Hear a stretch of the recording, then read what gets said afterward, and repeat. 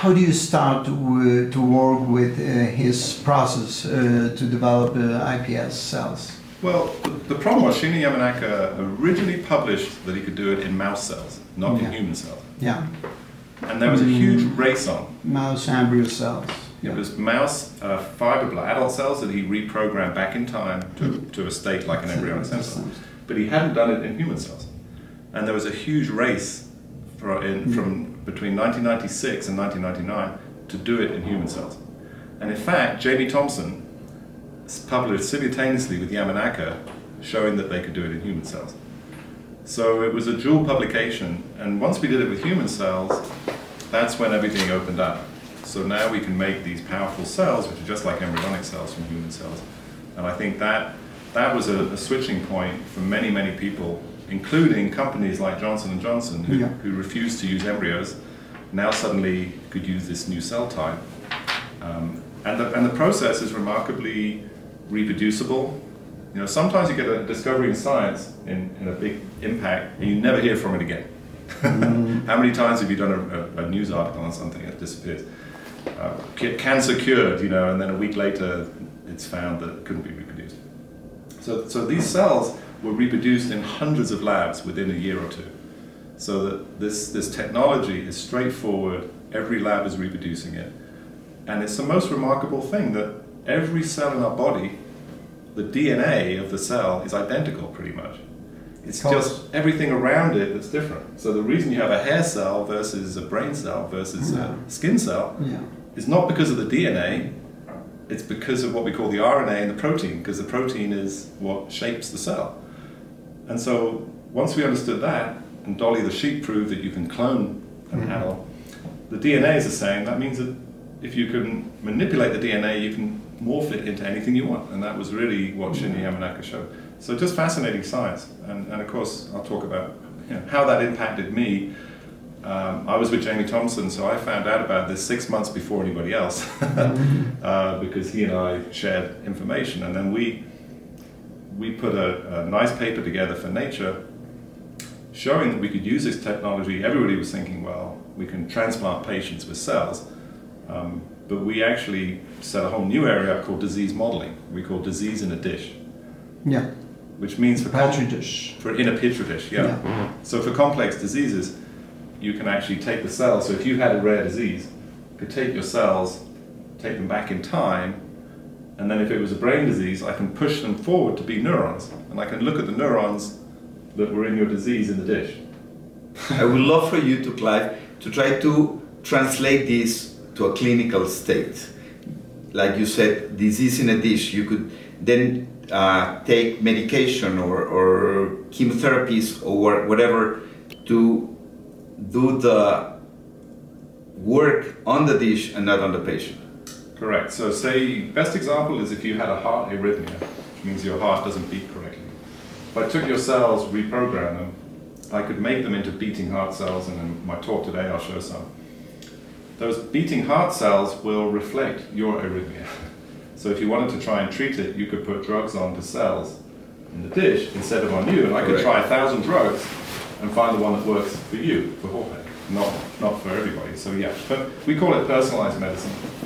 It's happening in genomics and cancer right now, for cancer therapy, and these cells will, on a clinical setting, at Cedar-Sinai, our goal is to have these cells produced from every patient. Correct.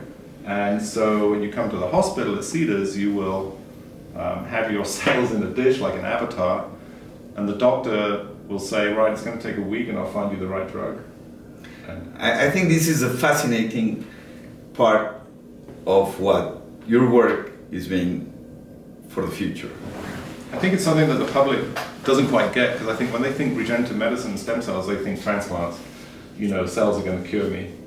I think the biggest impact of this technology is going to be on drug treatment and therapy, personalized drug treatment and therapy, where we have your cells in a dish, whether it's the bone cells, if you have a bone disease, brain cells, heart cells, we can grow all of these cell types.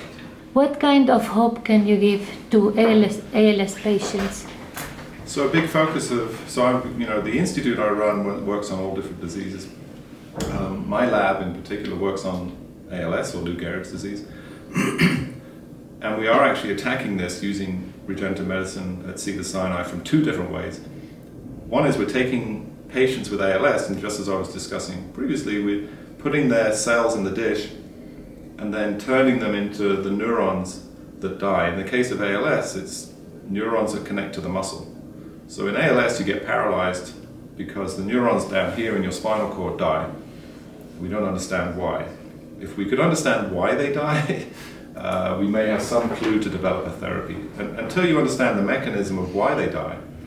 So we've taken patients with ALS, taken their cells, made them into these powerful pluripotent cells, and then turned them into the motor neurons that die in the disease. And now we're trying to understand the reason they die, and then because we can see them dying in the dish, we can give drugs to those cells, just like I was discussing for the heart. So that's one area that's really progressing rapidly at Cedar-Sinai and around the world. So that's called basically modeling ALS in the dish. 10% of patients have some kind of gene associated with the disease, but 90% of patients don't have any family history. They're called sporadic. We haven't yet found any gene mechanism. It's the same for Parkinson's. 10% of Parkinson's patients is genetic, 90% sporadic.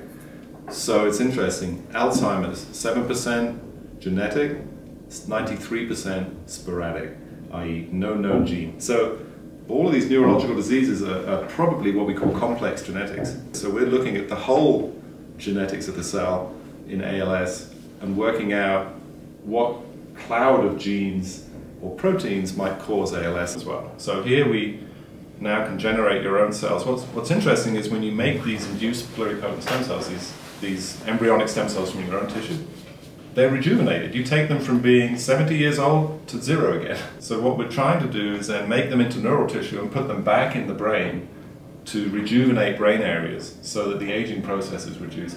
And essentially that's what we're doing in ALS. We have a trial now that will start with 18 patients at Cedar-Sinai in November this year, with any luck. We've still got to get through the FDA, but we're looking quite good. And that trial will be the first really to try putting these cells in, and we're actually combining this with something called gene therapy, where we modify the stem cells to release a powerful drug that you can't get into the brain. So it's a combined therapy for ALS, and we're very excited about this. And if it works for ALS, and we slow down disease progression, we can then use it for Parkinson's disease, so there's a big interest there with Parkinson's and Alzheimer's to slow down. It's really putting in these new support cells in the brain that get old, and it seems like some of the mechanisms of aging are actually responsible for a lot of these neurodegenerative diseases. You don't get Alzheimer's when you're 25, and so it's a complex problem with aging.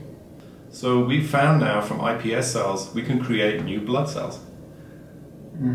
Yeah. So what we're doing is with mice at the moment, we hope with humans, is rejuvenate the blood system by, you do irradiation, the bone marrow where all your blood is made, you put the iPS blood cells back in, and now you have a young blood system because the cells integrate and exchange the old cells for new ones. So it's like going for an oil change. Correct. You have a new, and we found these mice, unbelievably, their brain capacity is normalized. Their activity goes back up to normal. So we have a mouse that's 300 days old that's acting like 100 days old.